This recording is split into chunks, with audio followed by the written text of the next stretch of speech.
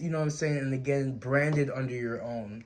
So, you know, there's people, with that being said, guys, there's people that have, you know, took time in each area and have done each area here, you know, and I'm not saying that you have to jump in all four categories.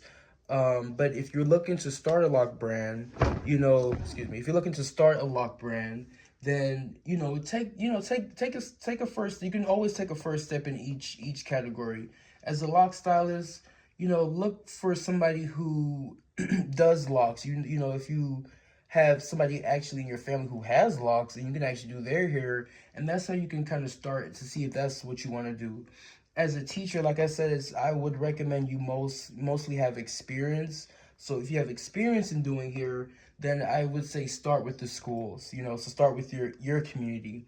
With the products, I would recommend you, you know, look into, if you're looking to start a brand and you have knowledge of the products that you want to sell, then I didn't talk about where you would sell these products.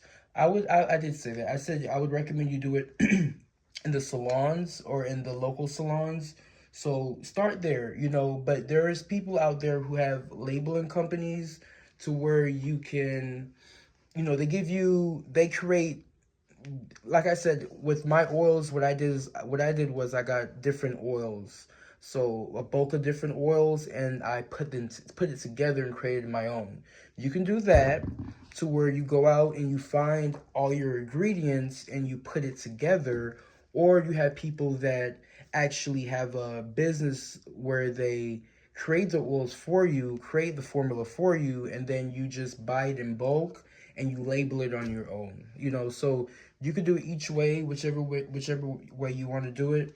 But I would start there. I would start with just probably just formulating my own products, my own ingredients, and then, you know, going on this to print to create my labels, and then, you know, starting there, you know, with, because I feel like you know when you go to these bigger companies, you're gonna have to buy a bigger bulk. So, you know, to kind of start off with like a, let's say 50 of them or 100 of them, you know, I would start there where you just formulate your own products, your own ingredients, and go from there. With the extensions, you're gonna need a little bit more capital with that, you know. So with that, if you want to start off with lock extensions, you're gonna need at least $2,000 to start off for your I hope you guys can see that.